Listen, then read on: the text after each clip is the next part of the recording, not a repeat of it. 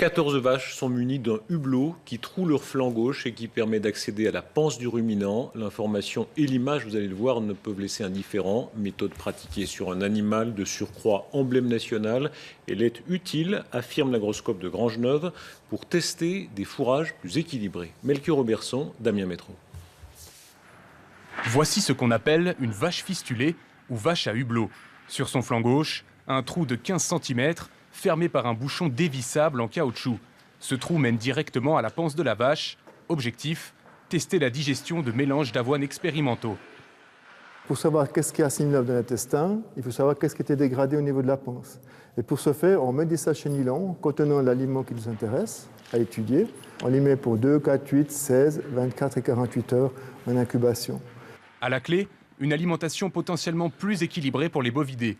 La fistulation est utilisée ici depuis plus de 30 ans avec l'approbation des autorités fédérales. La technique est spectaculaire, mais elle ne ferait pas souffrir les animaux. Donc une vache, si elle a un problème, elle va faire un signe. Donc là, on voit qu'il n'y a aucune pression, il n'y a aucune douleur. Leur espérance de vie et production de lait serait-elle aussi normale? Il faut dire que les 14 vaches fistulées de l'agroscope ne sont pas choisies au hasard. Particulièrement robustes, elles ont été opérées à l'âge de 3 ans. On ouvre l'abdomen et la partie de la panse qui est juste là en dessous, on la fixe sur la peau avec une suture. L'opération, il y a tout de même des douleurs post-opératoires pendant quelques jours.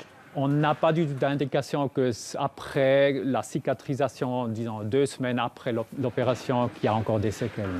La fistulation des vaches a déjà fait polémique dans d'autres pays, mais pour l'agroscope, elle est indispensable pour améliorer les conditions de vie et le rendement des 2 millions de bovidés suisses.